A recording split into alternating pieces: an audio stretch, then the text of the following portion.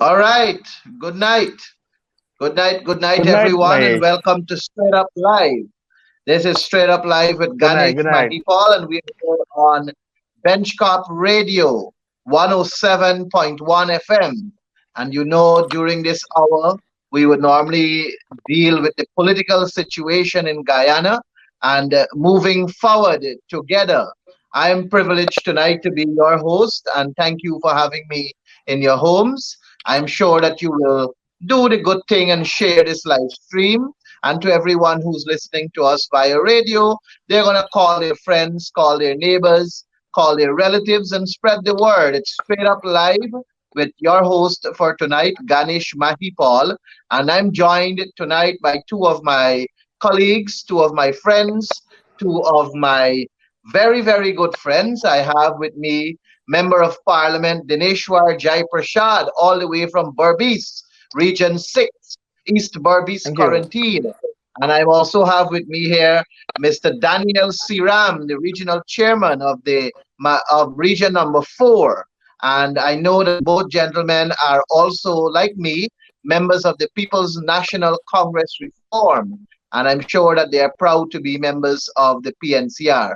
And I want to go straight into our discussion tonight because we have a lot of topics to cover. And the first thing I want to do is to ask my two guests, tell us why. Why is it that you have joined the People's National Congress Reform? And by virtue of Dineshwar Jai Prashad coming from way in the east, I'm going to give him that opportunity to go first because they say when you come from the east or when you look to the east, you come with wisdom. So I'm going to start with you, my brother. Dineshwar, welcome and tell us why is it that you Thank you joined very the much. People's National Congress Reform? Thank you very much, MP Ganesh. And good night. Happy Navratri to all. Um, my brother Daniel, it's an honor and privilege to be here with you guys. And I know that tonight's program will continue to educate and enlighten the viewers, in particular, Guyanese and our brothers and sisters out of Guyana, so that they can have a true sense and a true picture as to what really is happening in Guyana. So the big question is why I joined the PNCR. I um, should say that I never joined the PNCR. Both of my parents were PNC member, and I was born out of that. So basically, I am in the PNC from since birth to now. I have never left the PNC and has no intention of doing so. So basically, my time in the PNC has been all my life, and this has transformed me in terms of seeing things differently, causing me to become a better social worker in terms of serving the people of East Berbice and those who come into contact with me. So basically, that's my part. That's my take. I have always been a member of the PNC and proud to continue to serve this wonderful party. Thank you. Thank you. You were born in the PNCR. I like that. Daniel, all over to you. Good evening to both the honorable members. I'm graced with being on the show with this evening. To you, Ganesh, and to you, Dinesh. And good evening to our viewers. I must take this time also to say a happy Navratri and happy Ramadan to our Hindu brothers and sisters out there. Right? We know that this is a time of prosperity and it's good to be on the show here this evening.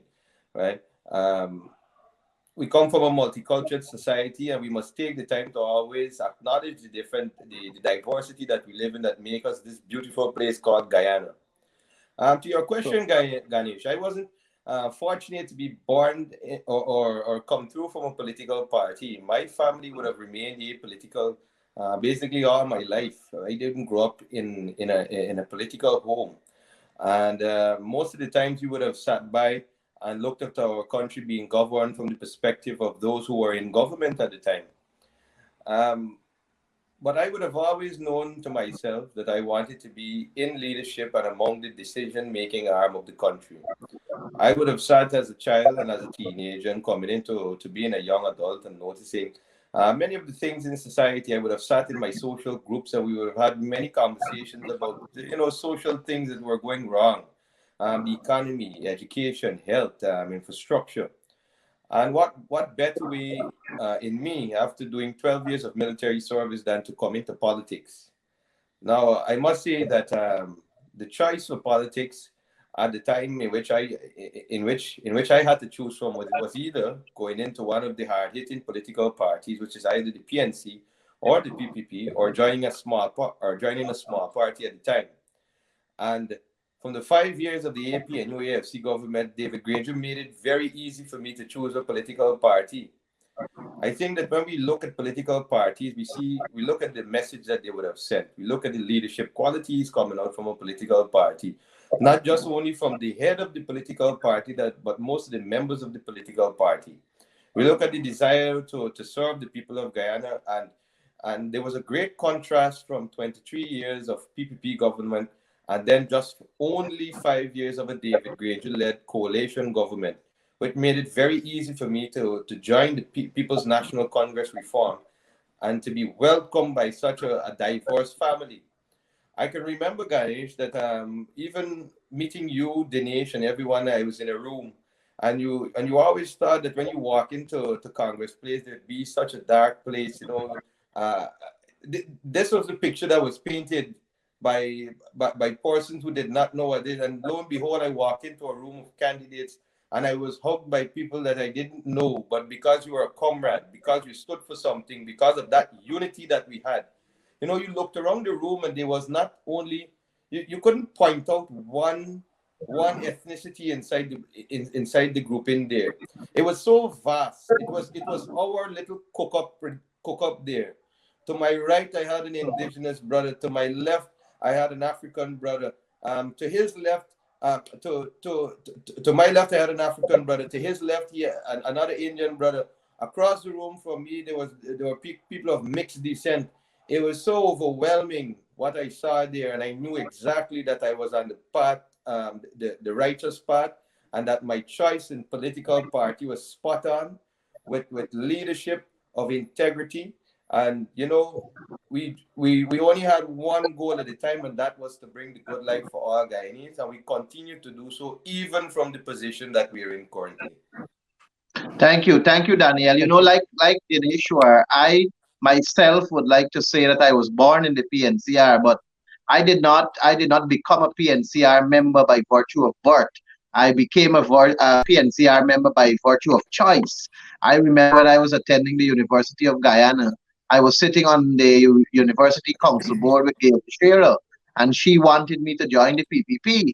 And then I had engagements with the famous Winston Paul Murray. And I weighed the pros and cons. I examined the political parties. I saw that one is all about dictatorship, whilst the other is about democracy. And of course, I wanted to participate in the development of my country by virtue of joining a political party that speaks to democracy, that speaks to embracing all, that has a base on the ground, a grassroots approach where you from a group level can make meaningful contribution to national development. And I know that that is what the People's National Congress Reform stands for, irrespective of what the propagandists may want to say, and the People's Progressive Party and their attitude towards trying to denouncing the PNC. They will never succeed at that, because the PNC will stand unified and strong all the time, because we are one big family and the party is bigger than any one of us. We will come, we will go, but the party will stay. And the philosophy, the objectives, and the whole idea behind the People's National Congress reform will continue to live. I want to thank you as a Central Executive member for being members of the PNCR, for subscribing to the PNCR, for participating in activities of the PNCR, and championing the call for a greater cohesive Guyana, which is really the centralized message of the People's National Congress reform. Gentlemen, we have some burning issues that are on the table, and we know that since the People's Progressive Party took government, a lot of things have gone haywire. But perhaps the most important one at this point in time is what is happening there in Region 5 and Region 6 with Gaisuku and the sugar workers that are striking for better wage increase. And they want to know whether it is that the PPP fooled them or not. Dinesh, can you tell us what is happening on the ground and what is your understanding of the matter and how do you see us going forward? All right. Thank you very much, my brother.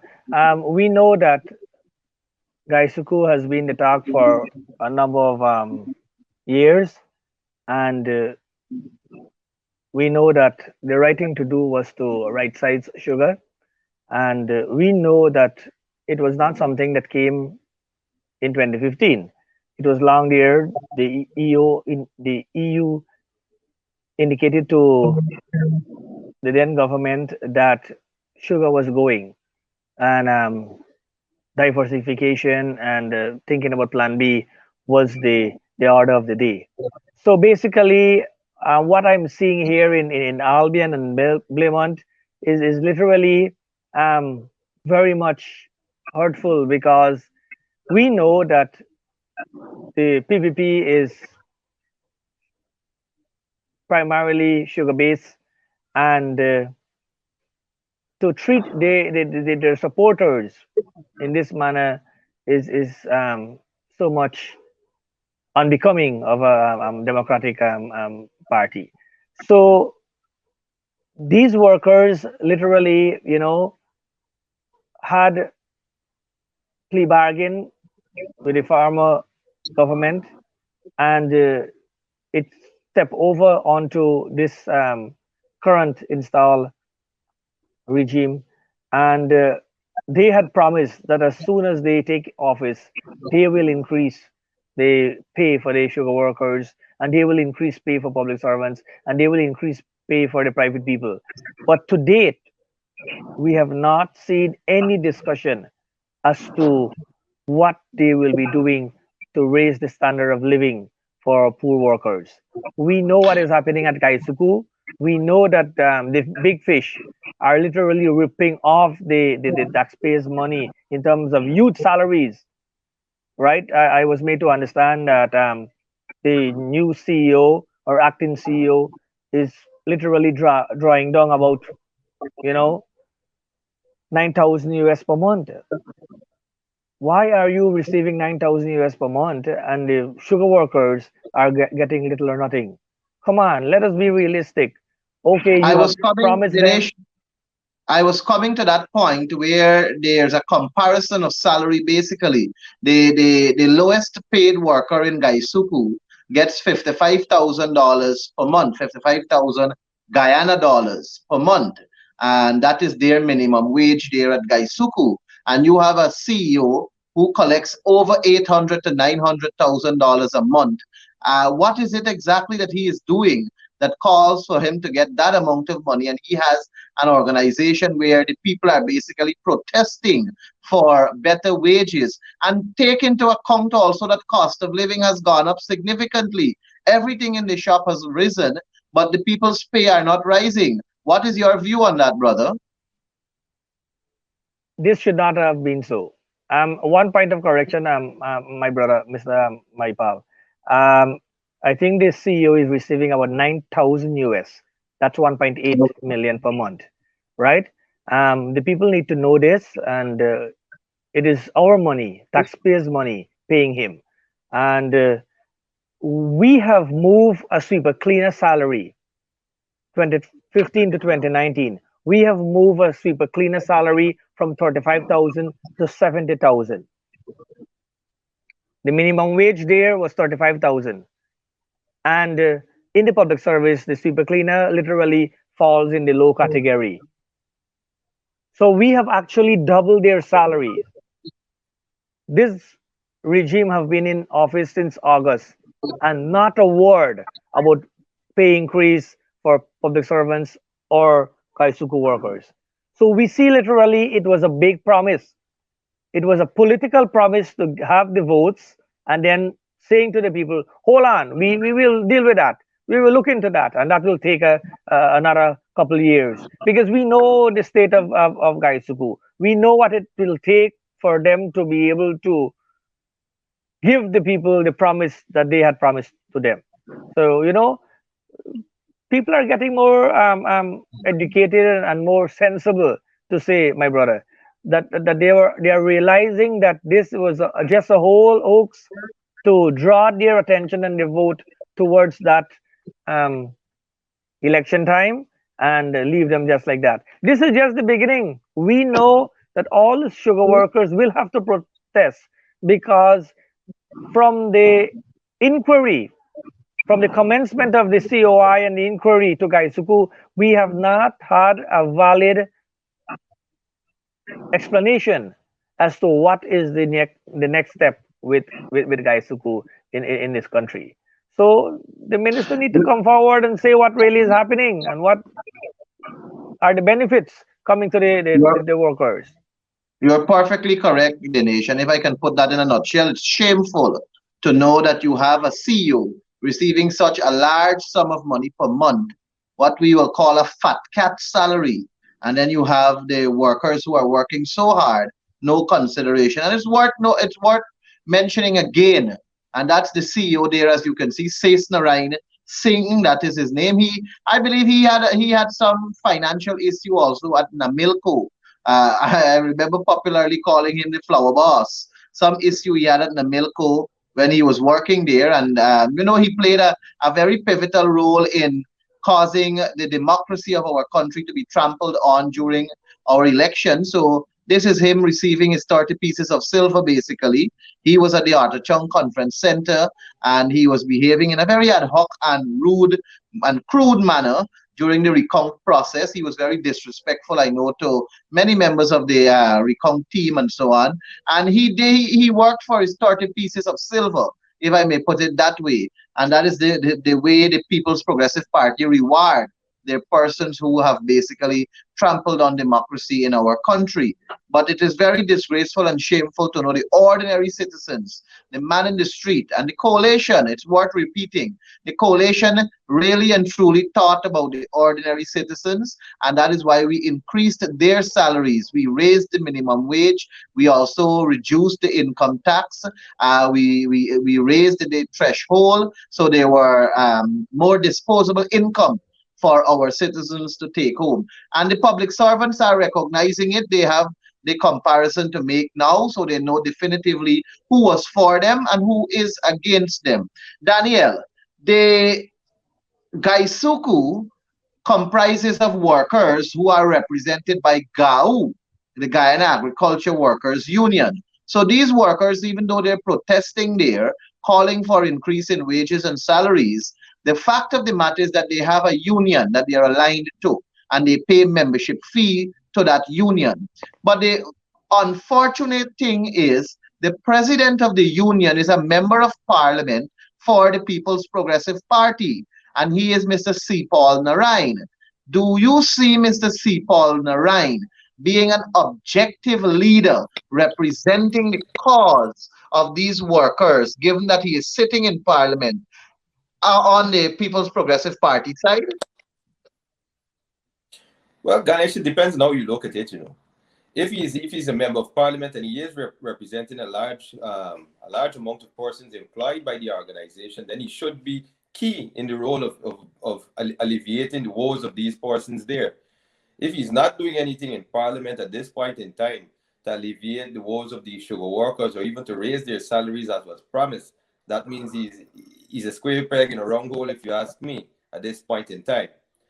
What we need to realize with the sugar industry, rightfully, as my brother Dinesh said earlier, right, is that it is not now that we know sugar was failing. From reports of many years ago under different governments, we would have received reports that sugar was an industry that was going under. What we should have done and what we were trying to do in the AP and UAFC government is trying to get these sugar workers to alternative meaningful employment. And this would have been in a better position for them today rather than the old ancient way of thinking of retaining a base just for election purposes. So between elections, you have to suffer. But coming to elections and post-elections, you get something, but then you have to punish for 4 years until you can receive something else. And this is the typical example here right now. What I can say at this forum is that those type of campaigning, right, will come to an end with the advent of these platforms that we're in currently, and with the advent of education, because the average sugar worker back in the days, sadly to say, were not that educated, but many of them made it out of the fields and made it to meaningful employment, and also got their education. Many of them are going back to tell the persons in the fields that you don't need to be there anymore, not for an industry that just wants to keep you there just so that they can count your votes. Because this is the issue that we have here currently. Every single Guyanese that would have dated back to all of the elections post 1992 would have understood why the sugar estates were so valuable to the PPP government. This isn't a hidden secret. This isn't something that we just made up overnight. I mean, all three of us here, we're very young politicians, but we know exactly what is deployed in keeping the sugar estates running, even if it's running at at a decrease, and not at a and not even if it's running at a loss, and therefore the overheads outweigh the profits for sugar. As we can see, sugar is said to be made into something sweet again, but up to now the sugar workers just have a bitter taste in their mouth. I'm quoting you here, Ganesh, right? And this is what we see coming out here. I mean, this is just the cruelest form of politics, in which you keep your people at bay. You keep them there stagnated, and keep them always wishing and thinking and dreaming of a better salary, and dreaming of a better lifestyle that they can't have, because your mechanism to keeping them there, right, is the one that they will actually get a raise in salary sometime or so, which is pittance. Because we would have raised, as Dinesh rightfully said, sweeper cleaners, we would have almost doubled their salaries to $70,000 minimum. So the public servant now, right, a minimum rate at $70,000. But as I think Ganesh, you would have quoted just now that a Gaisuku worker is still at $55,000. That's a big displacement in that salary, and that additional they're about $15,000 to $20,000 is needed in this society But here. Daniel, I want to come back to C. Paul Narayan. C. Paul Narayan was elected or selected or extracted, whichever word you want to use, from a list of candidates. When you take part in elections in Guyana, we have a system whereby names are put on a list of candidates and submitted to GCOM. And there's a head of the list. And each political party would submit their list. C. Paul Narayan was on a list. He was extracted by the People's Progressive Party, and of course, all 33 members that were extracted for the PPP must represent the People's Progressive Party interests. And one would expect that given that he is the president of GAU, Guyana Agriculture Workers Union, he would at least be championing the call for better salaries and better working conditions for the workers at Gaisuku. And we know that before him there was the late Komal Chan. And I'm trying to establish if you think that it's a conflict of interest for someone like C. Paul Narayan to sit as a member of parliament representing a political party in the government as opposed to representing the workers of Gaisuku. And do you see the workers of Gaisuku getting the fullest of representation from someone like C. Paul Narayan, who is a PPP member of parliament? Well, Ganesh, simply put, if it's legally wrong for him to be sitting there as a member of the union and also a member of parliament, then right away, then he should not be there in the first No, place. it may be legally right. It may be legally right. Nothing may be legal, may be illegal about it. But the question comes in about morality and you representing your interests rather than being a person that basically is there as an opportunist. Not because you are the president of the workers' union representing probably the largest block of sugar workers means that you have to compromise your position, put the workers at stake, whilst you serve your own self-interest to be in a political party representing a political interest. How can I, who is a PNCR member, sit in the National Assembly representing the interest of the coalition and still have to fight them for what is right. Is that morally correct? Is it not a conflict of interest? Are you serving your best interest? Especially, and you have to take it into context of understanding who the PPP really is. The PPP is a dictatorship, and we know that once that head that they have there, once he say A, everybody who's there has to go along and say A. You can't challenge it. There's no democracy in that. So the point I'm trying to make is that I believe that the workers at Gaisu who are not getting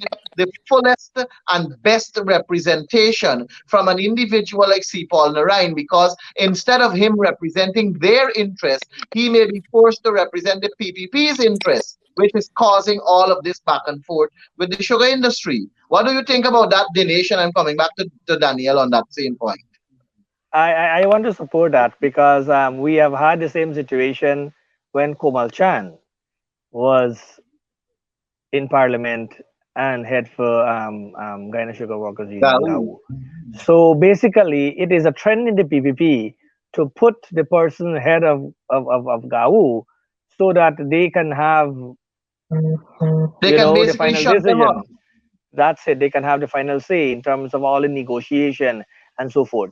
So basically, what you are saying there, it is true that you need to have someone at the union level who will hold the government of the day accountable and responsible for upgrading the salary, the environment, the basic infrastructure work surrounding and the job or the work environment so that they will be able to work at a better level, a most improved situation. We know that it is costing the economy to produce sugar at a cost that is far higher than anywhere else. We are producing at a loss, and what we sell for is actually half of production cost. I'm thinking here, why can't we use the salary for these, super salary guys and use that money and work out a plan so that basically people can have a better package and, and send some of these guys, let them come up the scene and improve the standard of the industry. Use the money, that fat salary. I don't see it fit for a guy to earn 8,000-9,000 US, sit there as a CEO. Let him have, give him a 2,000 US and see what will happen. You know. 1 minute, Daniel, before we move to another discussion. Yes, Ganesh, I do agree that if you have that seat and you are supposed to be representing the workers' rights and what the workers desire, then you should be doing so. But you cannot also be in that seat of a political party that is in government and taking the different direction or a different instruction also. So there, I see where you come from now, Ganesh, in it being a conflict of interest morally, because sometimes you have to make the decision of going against the government of the day, right, or pointing out faults in the government of the day, right, which basically, as you had rightfully said, Ganesh, and now I understand the picture that you would have painted, right? This would be a conflict of interest because he wouldn't want to go against the party that would have placed him to a position or a political position or a great standing in the party. So it is a great position to be in also. Hear me out on this one, because if he does succeed to be the parliamentarian in parliament and he does represent the will of The those forces, workers, the will of those right? workers, Correct. and he gets through with it, then fine. I can Yeah, but understand that that. But if he's Daniel, not going to do so, if he's not going that to I do agree so, and with he's you going to there. take But it political can direction based on what the government of the day wants to do to that industry and do to those citizens, then that, my friend, is a definite conflict of interest. But Correct. my brother, it comes back to the point of dictatorship versus democracy. The point you have just made, that last point, is going to work well in a democracy. And we all know that the People's Progressive Party is not a democratic party. It is riddled with dictators. They practice dictatorship politics, and it is what the head says, that is what everybody has to go with. So as much as your point is duly noted, it is going to have greater effect if there was a democracy there as opposed to a dictatorship. And there are countless examples to prove that the People's Progressive Party is indeed a dictatorship and not a democracy. But